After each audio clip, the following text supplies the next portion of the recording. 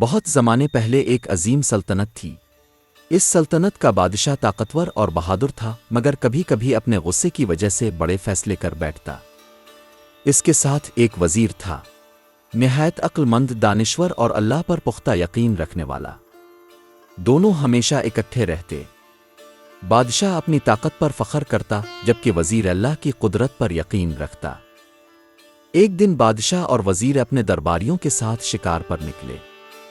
راستے میں پہاڑوں کی بلندیوں سے گزرتے، ندیوں کا شور سنتے اور جنگل کی خاموشی میں داخل ہوتے۔ وزیر بار بار نصیحت کرتا، بادشاہ سلامت، دنیا کی ہر چیز چاہے چھوٹی ہو یا بڑی، اللہ کے حکم کے بغیر نہیں ہوتی۔ بادشاہ ہنستا اور کہتا، وزیر، تم ہر بات میں اللہ کو لے آتے ہو، دیکھنا آج میں اپنی طاقت سے درندوں کو مار گراہے گا۔ اچانک گھاس میں ہلچل ہوئی اور ایک خونخوار درندہ نکل کر بادشاہ پر جھپٹا۔ وزیر نے فوراً تلوار کھینچی اور درندے پر وار کیا۔ جان تو بچ گئی، مگر بادشاہ کے ہاتھ پر گہرا زخم آ گیا۔ بادشاہ غصے سے چیخ اٹھا، یہ سب تمہاری غفلت ہے۔ وزیر نے پرسکون لہجے میں کہا، بادشاہ سلامت، جو کچھ ہوا اللہ کی مرضی سے ہوا، اور اللہ کی مرضی ہمیشہ بہتر ہوتی ہے۔ بادشاہ آگ بگولا ہو گیا۔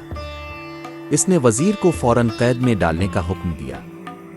وزیر مسکرایا اور بولا، بادشاہ سلامت، اللہ جو کرتا ہے بہتر کرتا ہے، شاید اس میں بھی کوئی بھلائی چھپی ہو۔ جیل کے اندھیروں میں بھی وزیر قیدیوں کو نصیحتیں دیتا رہا۔ قیدی اس کی باتوں سے متاثر ہو کر صبر اور شکر سیکھنے لگے۔ کچھ دن بعد بادشاہ اکیلا شکار کے لیے نکل گیا۔ وہ جنگل کی گہرائیوں میں پہنچا تو اچانک ایک وحشی قبیلہ اس پر ٹوٹ پڑا۔ یہ قبیلہ انسانوں کو قربانی کے طور پر پیش کرتا تھا۔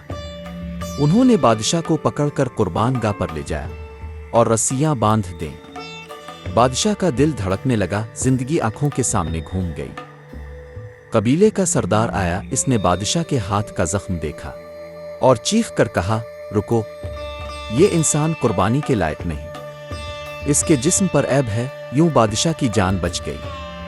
وہ حیران تھا، زخم جو اس نے بدقسمتی سمجھا تھا دراصل اس کی زندگی بچانے کا سبب بن گیا۔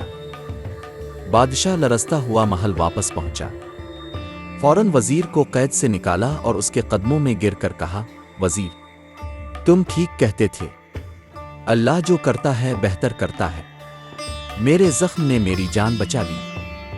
وزیر مسکرایا اور بولا، بادشاہ سلامت، اگر اب مجھے قید نہ کرتے تو میں بھی اب کے ساتھ شکار پر ہوتا۔ چونکہ میرے جسم پر کوئی زخم نہیں تھا، قبیلہ مجھے قربان کر دیتا۔ بادشاہ حیرت سے دیکھتا رہا اور آخرکار اس نے مان لیا کہ واقعی ہر بات کے پیچھے اللہ کی حکمت چھپی ہوتی ہے۔